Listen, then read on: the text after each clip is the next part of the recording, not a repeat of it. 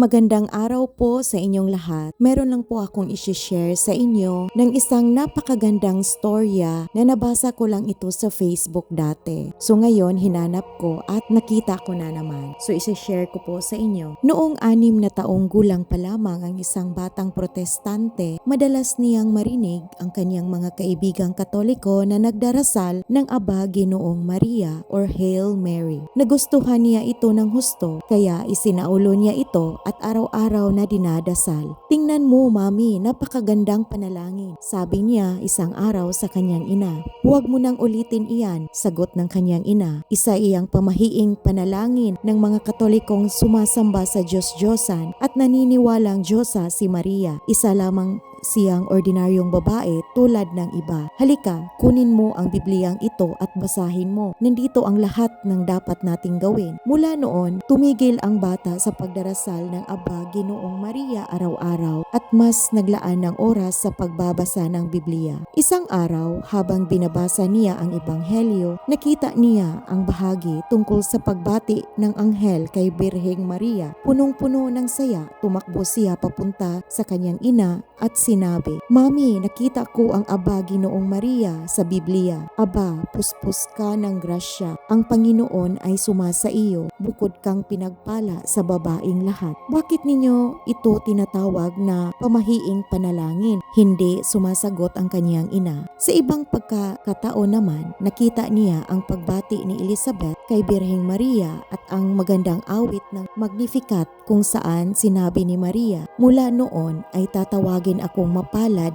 ng lahat ng salinlahi. Hindi na siya nagsalita pa sa kanyang ina at muli niyang sinimulang dasalin araw-araw ang Aba Ginoong Maria gaya ng dati. Nakatagpo siya ng kagalakan sa pagbigkas ng magagandang salitang iyon sa ina ni Jesus, ang ating tagapagligtas. Nang siya ay mag-14 na taong gulang, minsang narinig niya ang kanyang pamilya na nag-uusap tungkol kay Maria. Sinasabi nilang ordinaryong babae lamang siya. Nang marinig ng binata ang kanilang maling pangangatwiran, hindi na niya napigilan ang sarili at puno ng damdamin ay sinabi niya, hindi si Maria katulad ng ibang anak ni Adan na nabahira ng kasalanan. Hindi, tinawag siya ng anghel na puspos ng grasya at pinagpala sa babaing lahat. Si Maria ang ina ni Jesus at sumakatuwid ay ina ng Diyos. Wala nang mas dakilang karangalang maaaring matamo ng isang nilalang.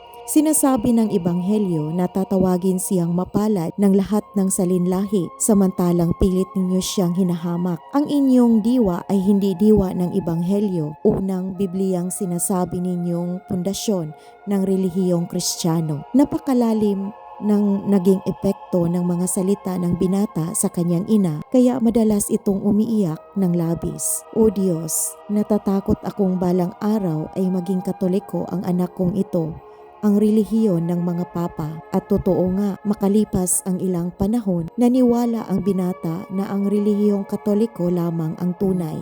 Tinanggap niya ito at naging isa sa mga masigasig nitong tagapagtaguyod. Pagkalipas ng ilang taon, matapos ang kanyang pagbabalik loob, nalaman niyang may asawa na ang kanyang kapatid na babae. Gusto niya itong batiin at yakapin, ngunit tinanggihan siya nito at galit na nagsabi, hindi mo alam kung gaano ko kamahal ang aking mga anak. Kapag may isa sa kanila na gustong maging Katoliko, mas gugustuhin ko pang ibaon ang patalim sa kanilang dibdib kaysa hayaan silang yakapin ang relihiyon ng mga papa. Ang kanyang galit ay katulad ng kay Saint Paul bago ito nagbalik loob. Ngunit tulad ni San Pablo sa daan patungong Damascus, magbabago rin ang kanyang isip. Nangyari na ang isa sa kanyang mga anak ay malubhang nagkasakit. Wala nang pag-asang mabuhay ayon sa mga doktor. Nang malaman ito ng kanyang kapatid, pinuntahan niya siya sa ospital at buong pagmamahal na nagsabi, mahal kong kapatid, natural lamang na gusto mong gumaling ang iyong anak, kaya gawin mo ang hihilingin ko. Manalangin tayo ng isang Aba Ginoong Maria at mangako tayo sa Diyos na kung gagaling ang iyong anak, pag-aralan mo ang doktrina ng Katoliko at kung mapagtanto mong ang Katolisismo ang tanging tunay na relihiyon, tatanggapin mo ito anuman ang maging sakripisyo. Noong una ay nag-atubili ang kanyang kapatid, ngunit dahil nais niyang gumaling ang kanyang anak, tinanggap niya ang mungkahi ng kanyang kapatid at nakisabay sa pagdarasal ng Aba Ginoong Maria. Kinabukasan, ganap nang gumaling ang kanyang anak, tinupad ng ina ang kanyang pangako at nagsimulang pag-aralan ang doktrinang Katoliko. Matapos ang masusing paghahanda, tumanggap siya ng binyag sa Catholic Church kasama ang kanyang buong pamilya. Labis-labis ang kanyang pasasalamat sa kanyang kapatid dahil naging daan ito upang siya ay mapalapit sa pananampalataya. Ang kwentong ito ay ibinahagi ni Father Francis Tackwell sa isa sa kanyang humilya. Mga kapatid, pagkatapos niya, ang batang protestante na naging Katoliko at nakaakay sa kanyang kapatid tungo sa Katolisismo ay iniilaan ang buong buhay sa paglilingkod sa Diyos. Siya ang paring nagsasalita sa inyo ngayon. Malaki ang utang na loob ko sa mahal na Birheng Maria. Kayo rin, mga minamahal kong kapatid, ay iaalay ninyo ang inyong sarili sa paglilingkod sa mahal na ina at huwag hayaang lumipas ang isang araw na hindi niyo dinarasal ang Aba Ginoong Maria at ang Rosaryo.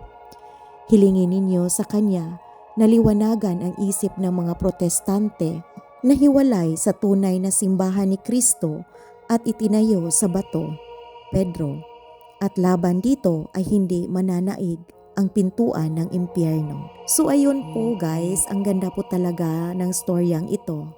Sana meron din kayong mai-share na mga milagro na nangyayari sa buhay niyo. Pwede niyo rin itong i-message at pwede ko rin itong basahin sa mga vlog ko. Salamat po.